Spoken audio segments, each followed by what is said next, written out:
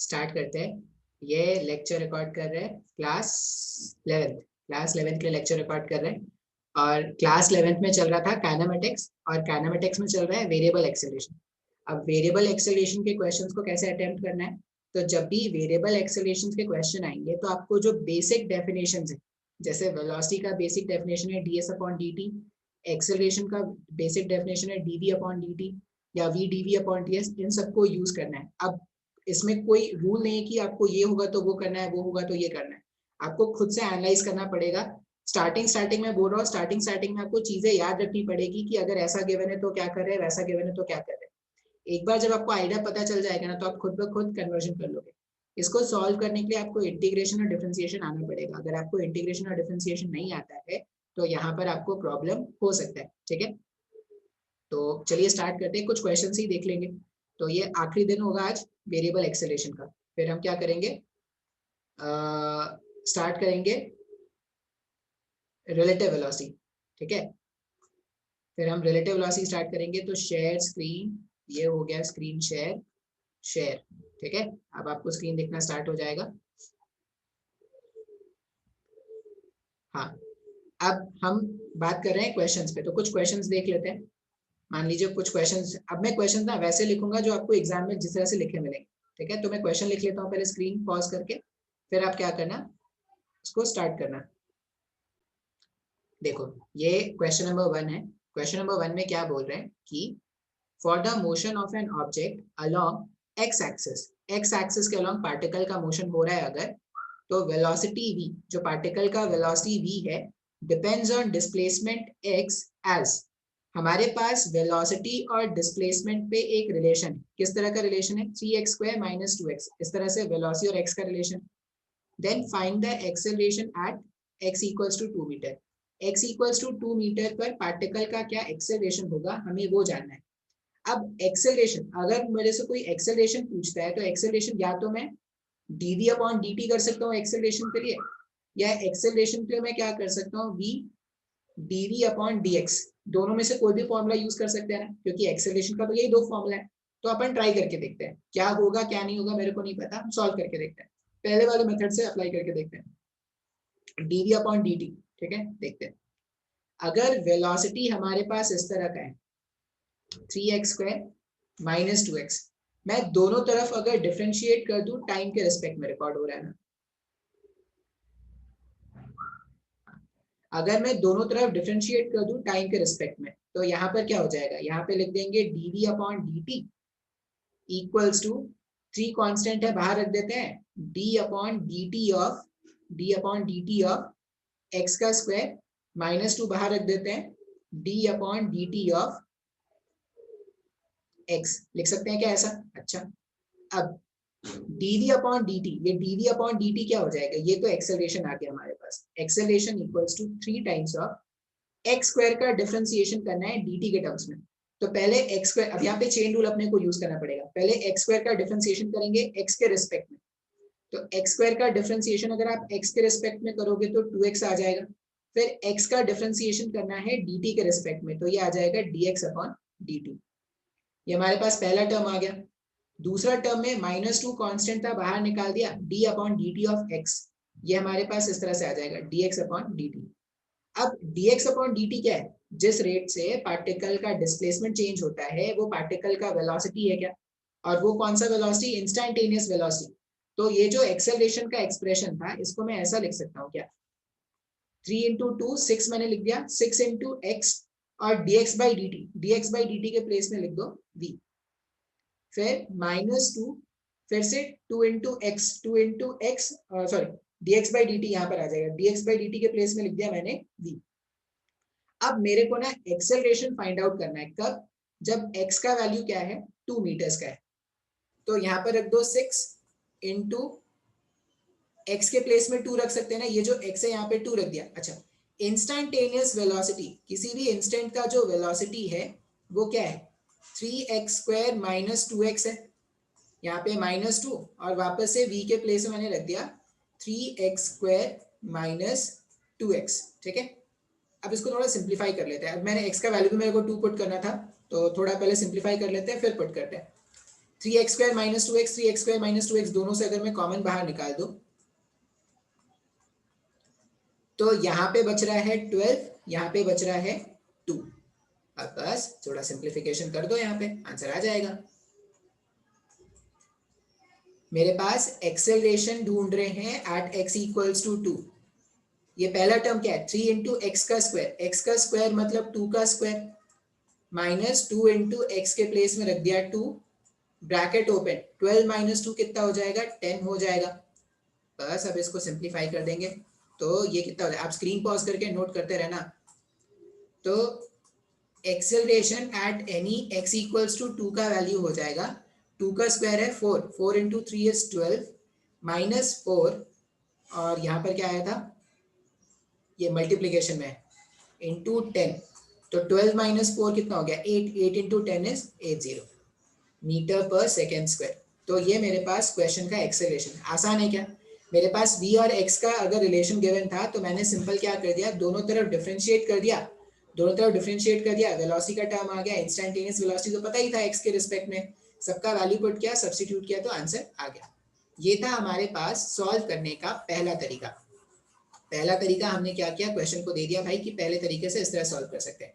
और हमने क्या पढ़ा है, अगर कभी भी velocity as a function of x अपने को गिवन होता है, एक्सेलरेशन को ये भी लिख सकते हैं क्या, एक्सेलरेशन का एक्सप्रेशन है v dv upon dx, acceleration को तो ये भी लिख सकते हैं। अगर एक्सेलरेशन को v dv अपॉन dx लिख सकते हैं तो एक्सेलरेशन का वैल्यू क्या लिखेंगे, acceleration a equals to v के प्लेस में ये रख दो इंस्टेंटेनियस, v मतलब इंस्टेंटेनियस वेलोसिटी, तो 3x स्क्वायर माइनस 2x और d अपॉन dx ऑफ v, v का मतलब 3x स्क्वायर माइनस 2x। इसको थोड़ा सिंप्लीफाई कर लेते हैं, यहाँ पर a आ गया, a equals to 3x square minus 2x, इसका डिफरेंशिएशन करोगे x के रिस्पेक्ट में तो पहला टर्म हो जाएगा 6 इंटू एक्स, 3 कॉन्स्टेंट था बाहर निकाल दिया, x स्क्वायर का differentiation 2 times of x minus 2। अब x का वैल्यू पुट कर दो, 3x का स्क्वायर मतलब 2 का square minus 2 into 2, minus 2 into 2 ये लिख दिया, 6 इंटू 2 इज 12, 12 माइनस 2 इज 10। अब अगर फिर से सिंप्लीफाई करोगे ना उतना ही आना चाहिए, देखो 2 का स्क्वायर हो जाएगा 4, 4 into 3 is 12, 12 minus 4 is 8, 8 into 10 is 80। तो आप दोनों में से कोई भी तरीका यहाँ पर यूज कर सकते हो क्या, आप दो डेफिनेशन से एक्सेलरेशन के दोनों में से किसी को भी यूज कर लेते हैं तो एक्सेलरेशन का वैल्यू आपको 80 मीटर पर सेकंड स्क्वायर मिल जाता है। अब आपने ये याद रख लेना कि कभी भी v और x का रिलेशन अगर गिवन है, कभी भी v और x का रिलेशन अगर गिवन है तो हमको अगर एक्सेलरेशन कैलकुलेट करना है तो या तो dv अपॉन dt कर देंगे या v dv अपॉन dx लगा देंगे, ठीक है। अब जिसमें कैलकुलेशन आसान लग रहा होगा आप उसको मान सकते हो, ठीक है। तो ये मेरे पास हो गया क्वेश्चन नंबर 1। नेक्स्ट क्वेश्चन देखते हैं, तो फिर से मैं स्क्रीन को पॉज करके क्वेश्चन लिख लूंगा, फिर मैं स्क्रीन ऑन करूंगा। नेक्स्ट क्वेश्चन देखते हैं। नेक्स्ट क्वेश्चन क्या है, द डिसेलरेशन, डिसेलरेशन मतलब retardation experienced by a moving motor boat after its engine is cut off। बहुत शोर हो रहा है यार।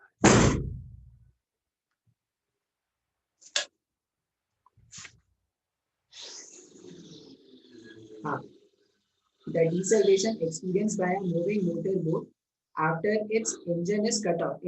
engine is cut off मतलब इंजन बंद हो गया, cut off मतलब उसको बीच से काट नहीं दिया, engine is cut off मतलब इंजन जब बंद हो गया, is given by। तो देखो पहले जैसे मोटर बोट है, जैसे कार का मोटर बोट, इंजन चालू होता है तो पहिए को घुमाता रहता है। अब अगर तुमने इंजन को बंद कर दिया तो वो क्या करेगा, उस अब जैसे इंजन को बंद कर दिया मतलब तुमने ब्रेक अप्लाई कर दिया, तो ब्रेक अप्लाई करने का मतलब है तुम्हारा स्पीड कम होता जाएगा क्या। तो यहाँ पे रिटार्डेशन का रेट dv अपॉन dt कितना बोला गया है, माइनस के वी क्यू बोला गया है, वेर के क्या है, वेर के इज अ कांस्टेंट।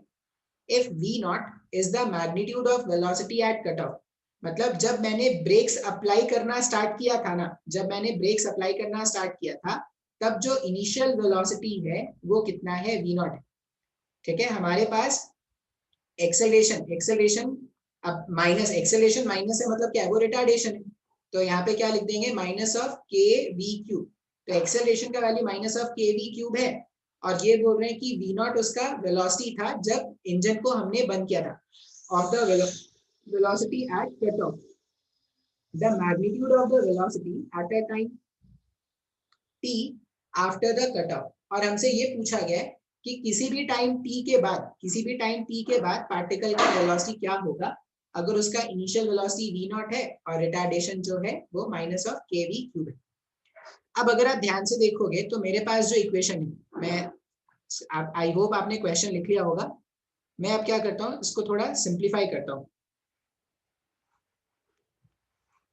हमारे पास जो एक्सप्रेशन है, ठीक है, हमारे पास क्वेश्चन में क्या है, dv अपॉन dt का वैल्यू जो है वो माइनस ऑफ के वी क्यूब है, ये गिवन है ना। और मुझे ये पूछा गया है कि किसी भी टाइम t पर पार्टिकल का वेलोसिटी क्या होगा, मतलब मुझे v और t में रिलेशन फाइंड आउट करना है, वेलोसिटी और टाइम में जो रिलेशन होगा वो मेरे को फाइंड आउट करना है। अब सबसे आसान तरीका यहाँ पे जो दिख रहा है ना, वो क्या दिख रहा है, dv अपॉन वी क्यूब। मैं वी क्यूब वाले टर्म को इधर ला देता हूँ और dt वाले टर्म को इधर भेज देता हूँ। अब बहुत लोगों के मन में डाउट होगा, सर आपको कैसे पता चलता है कि यही करना है। देखो ये मेरे को भी बोलोगे तो नहीं पता कि यही करना है, लेकिन ये क्या हो जाएगा ना, आप अभी इसमें कुछ नहीं कर पाओगे, अगर आप सोचोगे तो आप इसको कैलकुलेशन नहीं कर पाओगे। लेकिन जैसे ही आपने v वाले टर्म को इधर नीचे ला दिया और dt वाले टर्म को इधर ला दिया, अब ये इंटीग्रेट किए जा सकते हैं। मतलब आपको ऐसा कुछ सोचना है जिससे आप अपना कैलकुलेशन सॉल्व कर सके।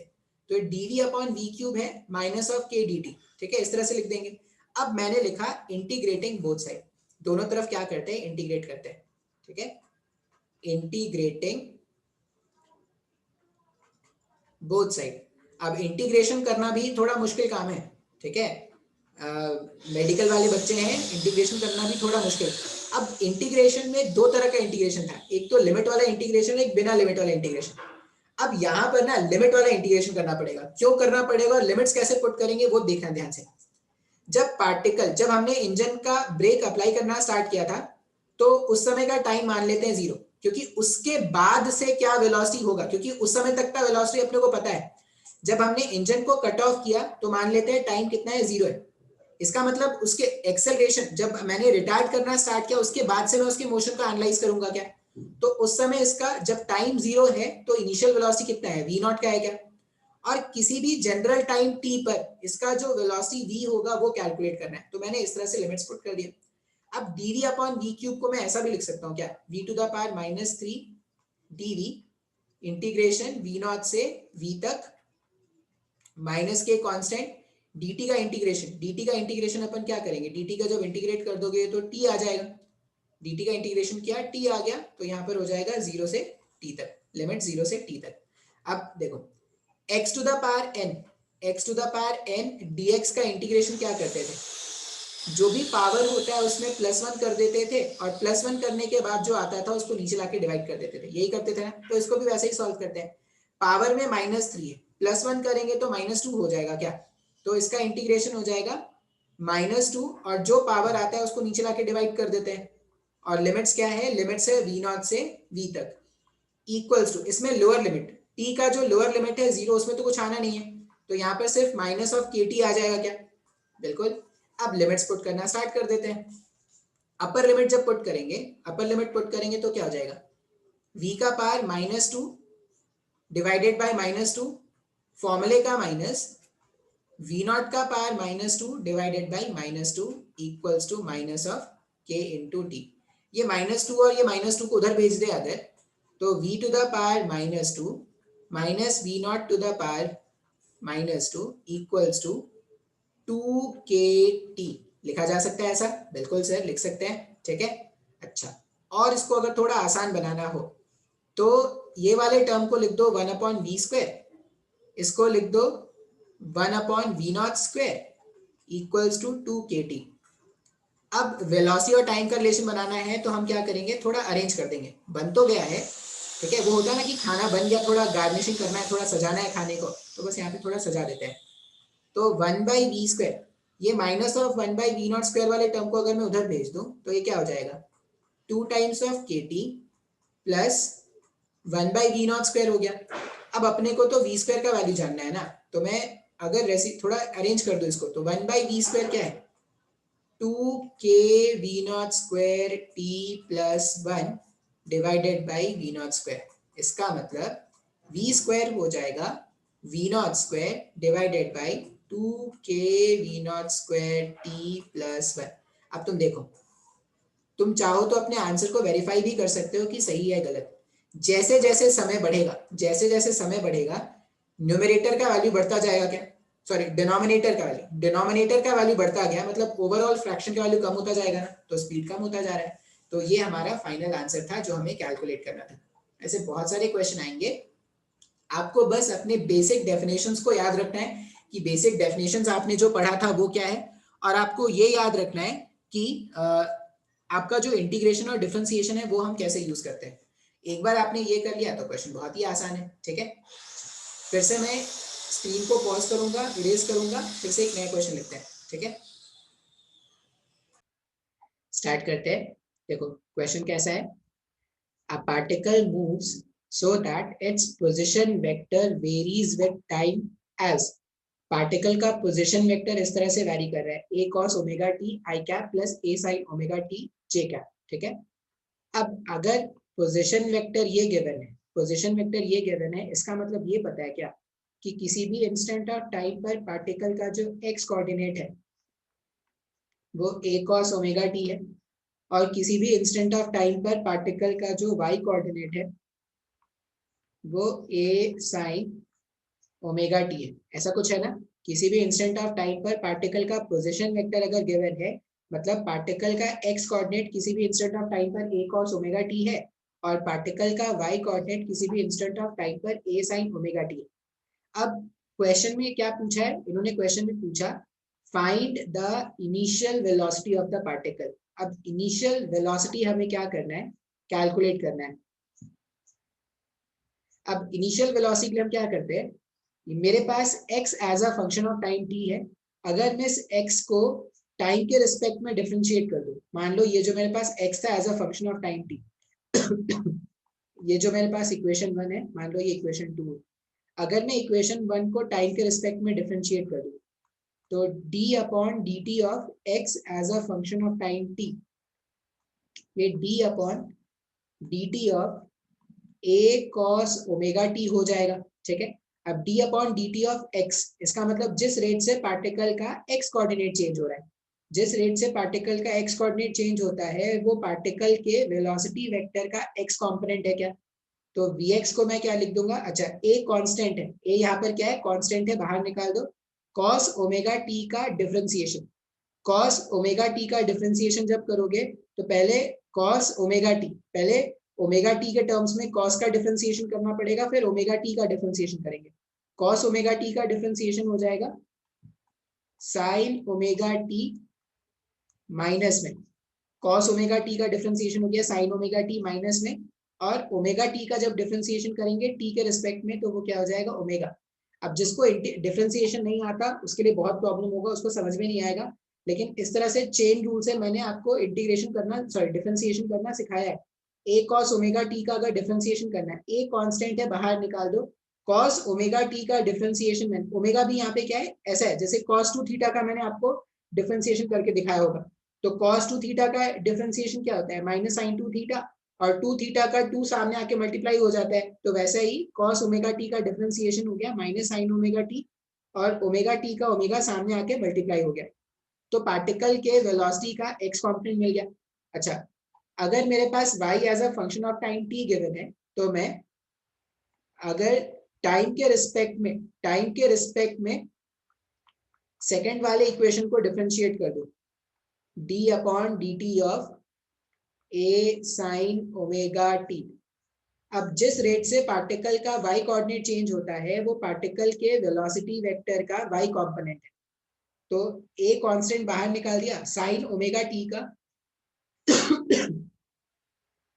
sin ओमेगा t का अगर मैं डिफरेंशिएशन करूं तो sin का डिफरेंशिएशन क्या होता है, sin का डिफरेंशिएशन प्लस में cos ओमेगा t होता है, और ये ओमेगा आके सामने क्या हो जाएगा, मल्टीप्लाई हो जाएगा।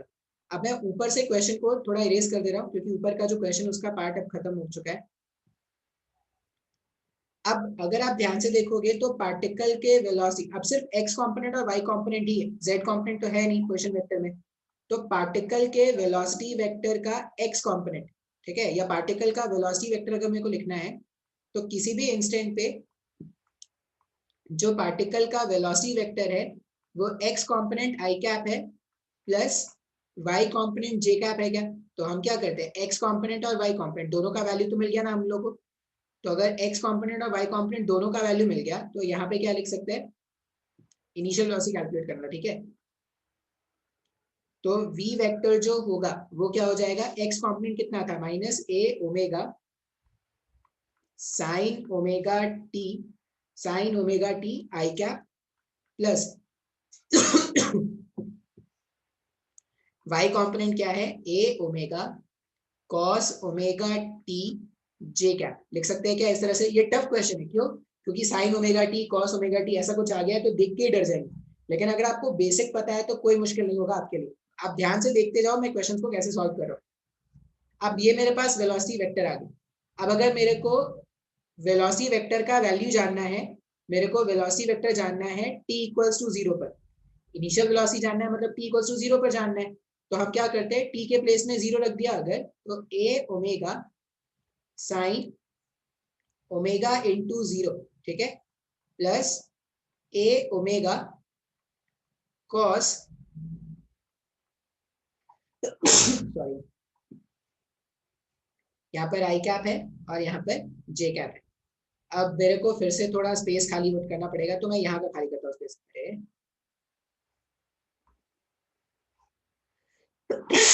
सॉरी, पता नहीं क्या हो गया यार, यहाँ का स्पेस खाली करते हो ज्यादा अच्छा है।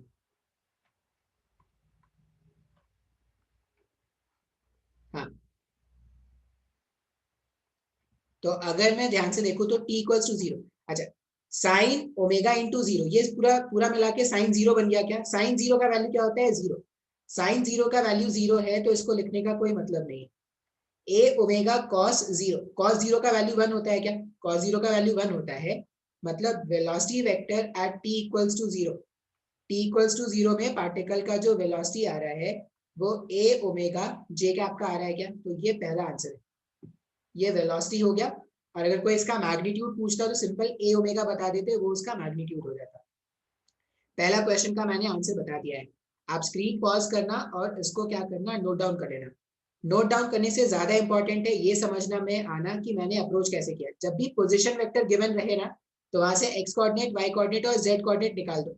अब अगर वेलोसिटी पूछा जा रहा है तो x को जब डिफरेंशिएट करोगे टाइम के रिस्पेक्ट में, तो आपको पार्टिकल के वेलोसिटी का x कंपोनेंट मिल जाएगा। टाइम को y को टाइम के रिस्पेक्ट में डिफरेंशिएट करोगे तो वेलोसिटी का y कंपोनेंट और z को टाइम के रिस्पेक्ट में करोगे तो वेलोसिटी का z कंपोनेंट। इस तरह से आपको वैल्यूज मिल जाएंगे। अब सेकंड क्वेश्चन क्या है, angle between the position vector and velocity of the particle at any time. अच्छा, हम क्या जानते हैं कि किसी भी दो वेक्टर, जैसे मेरे पास दो वेक्टर, एक तो मेरे पास पोजीशन वेक्टर था आर वेक्टर, आर वेक्टर मेरे पास क्या आया है, a cos omega t, a cos omega T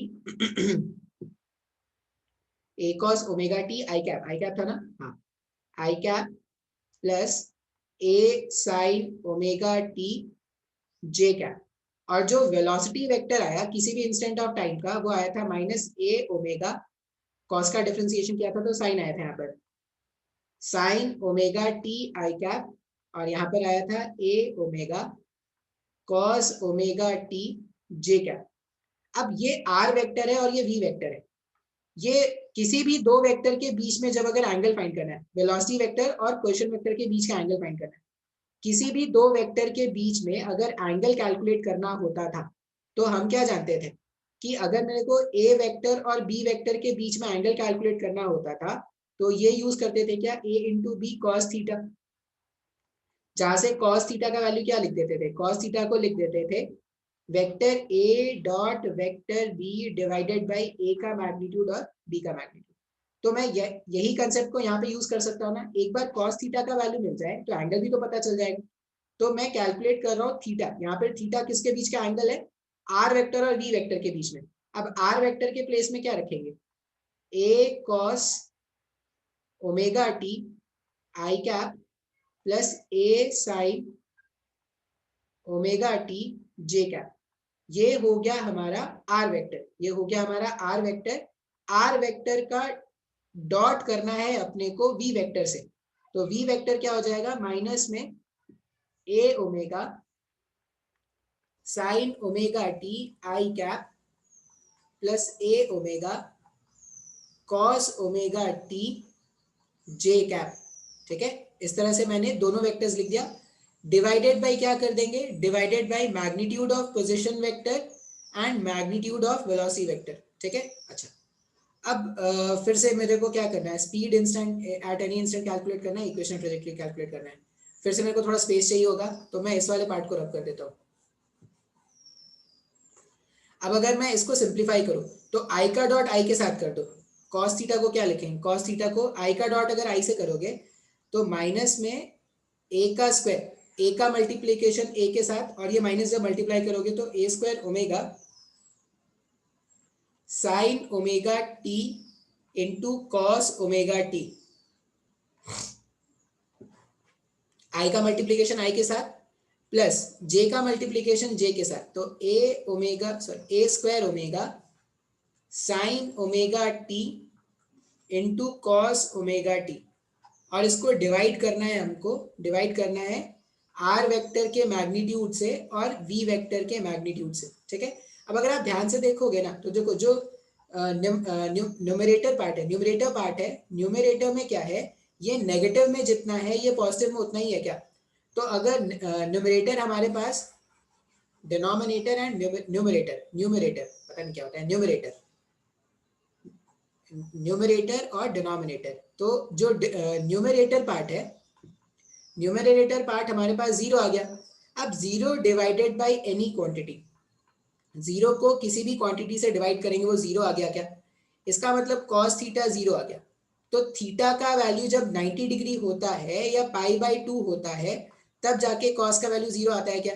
इसका मतलब पार्टिकल का पोजीशन वेक्टर और पार्टिकल का वेलोसिटी वेक्टर के बीच का एंगल कितना है, 90 डिग्री का है। ऐसे क्वेश्चन बहुत बार आते हैं, जब भी दो वेक्टर्स के बीच में वेक्टर एंगल कैलकुलेट करना है तो आप क्या करोगे, डॉट प्रोडक्ट का हेल्प लोगे। ठीक है, ये हो गया हमारे पास क्वेश्चन नंबर 2। स्क्रीन पॉज करके फिर से सोल्यूशन नोट कर लेंगे। फिर हमें जानना है speed at any instant.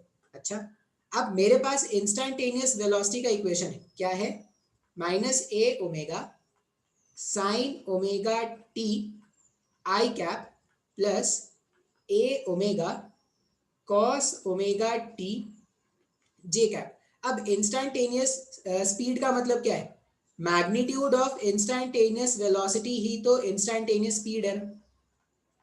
Instantaneous velocity का जो मैग्नीट्यूड होता है वही इंस्टेंटेनियस स्पीड है।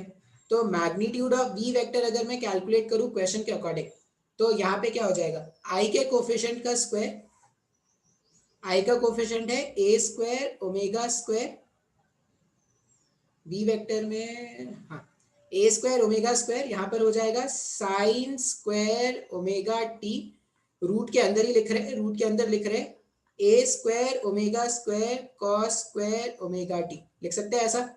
मतलब v वेक्टर का जो मॉड है, अब देखो ए स्क्वायर ओमेगा स्क्वायर यहाँ पर भी है, ए स्क्वायर ओमेगा स्क्वायर यहाँ पर भी है, दोनों से अगर मैं ए स्क्वायर ओमेगा स्क्वायर बाहर निकाल दूं, ए स्क्वायर ओमेगा स्क्वायर अगर मैंने बाहर निकाल दिया तो यहाँ पर आ जाएगा sine square omega T plus cos square omega T. Sign square omega T plus cos square omega T क्या होता है, 1 होता है। इसका मतलब मैग्नीट्यूड ऑफ वी वेक्टर कितना आ रहा है, ए ओमेगा आ जाएगा क्या। तो ये मेरे पास क्या हो गया, वेलोसिटी वेक्टर का मैग्नीट्यूड या इंस्टेंटेनियस स्पीड आ गया। देखो मैं कुछ नया नहीं कर रहा हूँ, जो बातें मैंने तुमको पहले कभी समझा दी है बस उसको ही मैं क्या कर रहा हूँ, क्वेश्चन में यूज कर रहा हूँ। ठीक है, अच्छा लास्ट क्वेश्चन क्या है, तो लास्ट क्वेश्चन है equation of trajectory.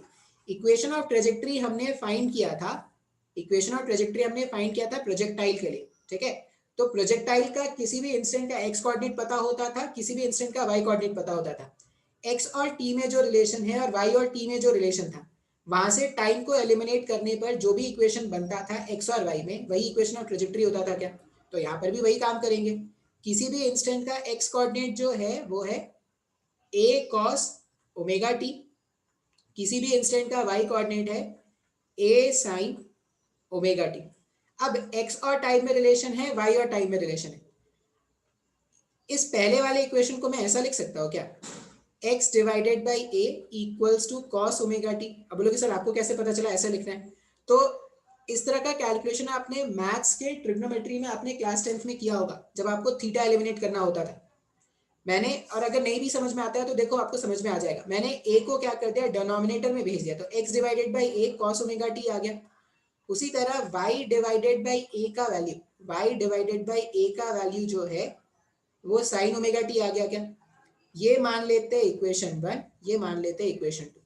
Squaring adding both the equation, अगर मैं दोनों इक्वेशन को स्क्वायर करके ऐड कर दूं तो LHS में आ जाएगा x का स्क्वायर अपॉन a का स्क्वायर प्लस y का स्क्वायर अपॉन a का स्क्वायर इक्वल्स टू cos का square omega t plus sin का स्क्वायर ओमेगा t।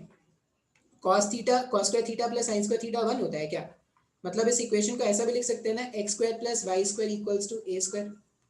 अब एक्चुअल में ये जो इक्वेशन बना ना, x square plus y square equals to a square, ये एक सर्कल का इक्वेशन है। सर्कल का इक्वेशन है, मतलब पार्टिकल जो है वो एक सर्कुलर पाथ में मूव कर रहा है। ये आगे जाके समझ में आएगा कभी, अभी बस आप इतना नोट कर लो।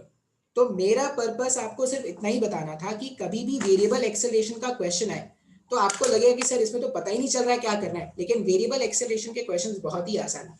बस आपको रिलेशन याद रखना है कि कौन सा रिलेशन गिवन है, क्या किया जाए, इंटीग्रेशन किया जाए, डिफरेंशिएशन किया जाए।